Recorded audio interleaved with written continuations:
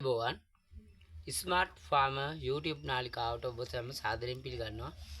මම දැන් ඔයගොල්ලන්ට හඳුන්වා දෙන්න යන්නේ මේ ලෝකේ මම දන්න තරමින් නම් මෙහෙම ශාකයක් හොයාගෙන නැහැ.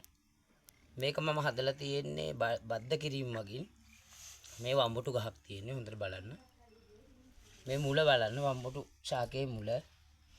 මේකට මම මැදින් බත් කරලා තිනවා තක්කාලි අත්තා. දැන් මාසෙකමාරක් වෙනවා. දැන් බලන්න තක්කාලි මල් තියෙනවා. මෙන්න යට ගෙඩියක් තියෙනවා. ඉදිලා රතු පාට තිලින තක්කාලි. මට පුළුවන් මේකට ගොරක තක්කාලි, තිලින තක්කාලි, වම්බටු, බටු, තිබ්බටු ඒ කුලේ ඕනම ශාකයක් මිරිස් බත් කළා දෙන්න. මේ පැලයක් මම ඕගොල්ලන්ට දෙනවා. අතරම මේ පුළුවන් වෙනතරින් හොයාගන්න පුළුවන් මට කියන දෙන්න මම රුපියල් 2000කට දෙනවා. වර්ග 6ක් බත් කළා එකම ගහට. මේක මිල වටිනාකම මේක ગેස්ට්‍රික් වලට හොඳයි.